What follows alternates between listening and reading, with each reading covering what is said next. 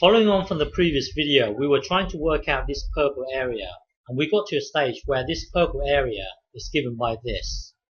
The purple area is given by this. So we are integrating from negative small r to positive small r. So we are integrating from negative small r to positive small r. So we are integrating from here all the way to here. So, but if you look at the diagram, rather than integrating from negative r to positive r, if you look at the diagram, it's symmetrical along the y-axis. So rather than doing this, let's just do this. Integrate it from 0 to r, and then later times by 2. Because when you integrate when this is 0, it's really easy to evaluate. So this is a lot easier to do than this. So rather than integrating from negative r to positive r, we are going to integrate from 0 to r, and then later on we can times the whole lot by 2. Okay. So now this whole thing here is the same as this. So really it boils down to us evaluating this. But let's tackle this thing one at a time. So let's try and work this out, and then later on work this out, and then later on work this out. So let's do it separately.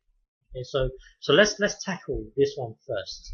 So when you integrate this one, when you integrate this with respect to x, it will give you this. So this box here would be this thing here. Remember, b is square root of big R squared take away R squared. Okay, just bear that in mind. Well, this thing here would be this. So now let's try and tackle this one now. So let's just look at this one. We would deal with this one later on. So this one here we will deal with it later on.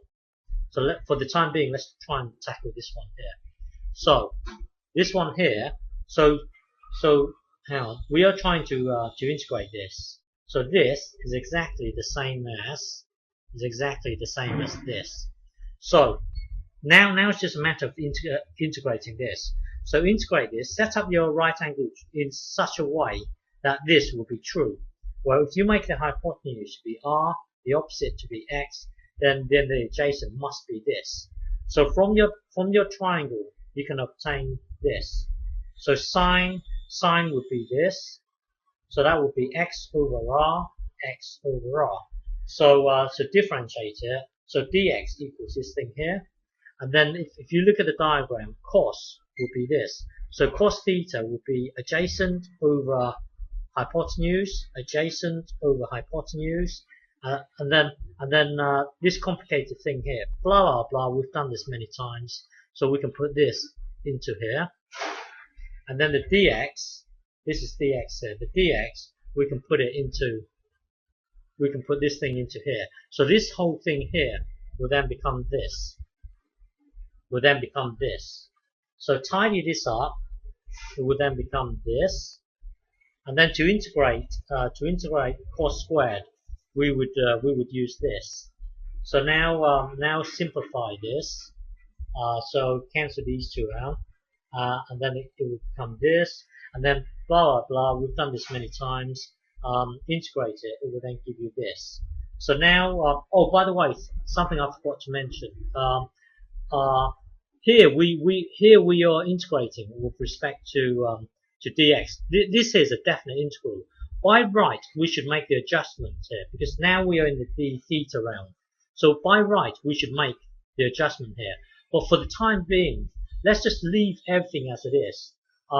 We are still integrating from 0 to r in the dx direction. Later on, we will convert theta back into x. So we don't actually need to make the adjustments here. By right, we should make the adjustment here, because we made this substitution. So we need to work in terms of theta. But what I'm saying here is that let's just leave it for the time being. later on we will convert everything, all the thetas, back into the x. So we can then revert back to this thing here. Okay, so I hope that makes sense. But just watch it through. So we will leave this we will leave this for the time being. Later on we will convert all the thetas back into the x. So we can just leave it as it is.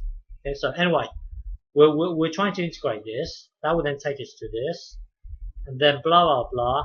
That will then take us to this. So now we need to convert. Now we need to convert everything back in terms of x.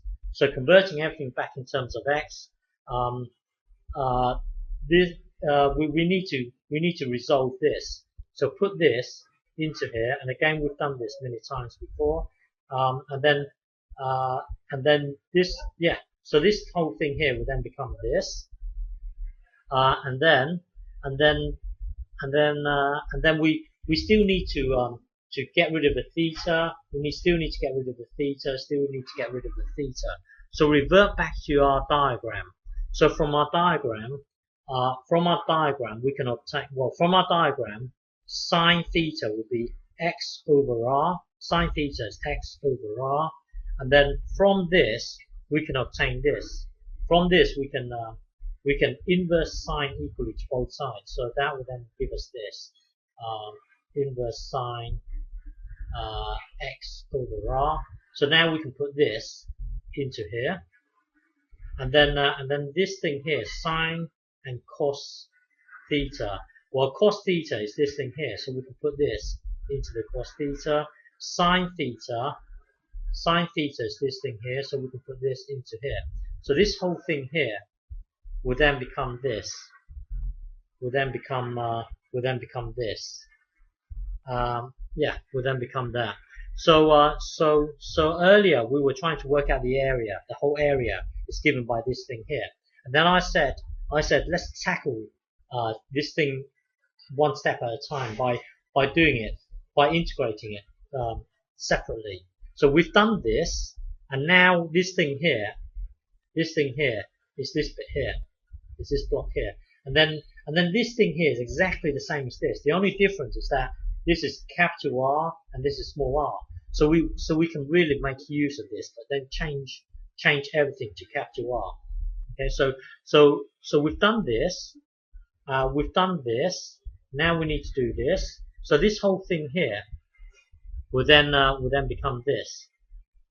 Will then become this. So maybe you might have to pause the video and really think this through. But this whole thing here will become this. And something that I need to point out, you doing this, hang on, integrating this, and then blah blah blah dx, you integrating this whole thing here is the same as you doing this. It's the same as you doing this from 0 to r, and then push the 2 into here. You can't do that. So dx here. So what I'm trying to say is that this is exactly the same as this. Well, this might help you to understand how you can get from here to here. Well, anyway, think about it. Maybe you have to press the video and think it through. But this whole thing here will then become this. Okay, and then what? Let me think. Yeah, and then put this into here. Put this into here. Put this into here, and so on.